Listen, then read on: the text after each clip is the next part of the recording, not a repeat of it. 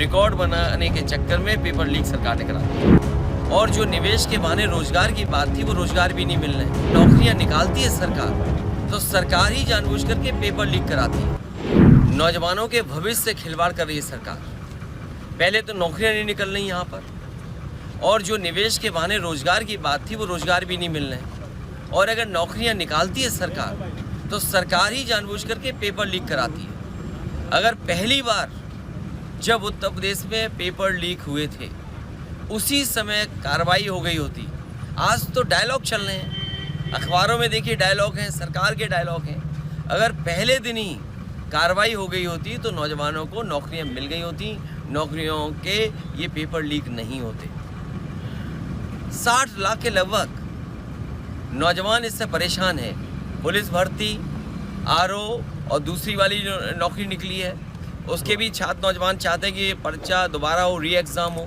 आखिर सरकार कर क्या रही है? जब इतना इंतज़ाम करती है सरकार तब पेपर लीक हो रहा है। और फिर अपने से बचने के लिए कुछ भी नाम फ्लैश कर देना। छापने वाला कौन है? छापने वाले से लेकर के लाने वाला कौन है? किसकी सिक्योरिटी के अंदर पेपर्स लाए जाते हैं? एक प्रोसीजर, लेट डाउन प्रोसीजर है। क्या सरकार के लोग शामिल नहीं हैं उसमें? तो सीधा आरोप है कि सरकार के लोग ही शामिल हैं जिनकी वजह से पेपर लीक हुआ है। नहीं, सरकार पेपर छपवाती है, सरकारी पेपर लाती है, सरकारी डिस्ट्रीब्यूट करती है, तो कौन दे रहा है पेपर?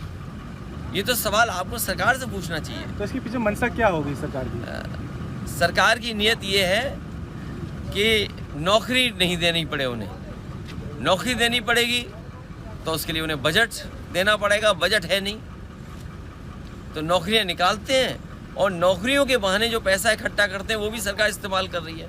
कई सौ करोड़ रुपया इकट्ठा हुआ होगा।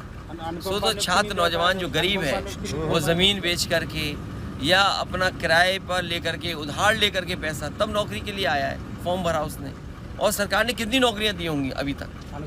और अग्निवीर जैसी व्यवस्था कौन स्वीकार करेगा?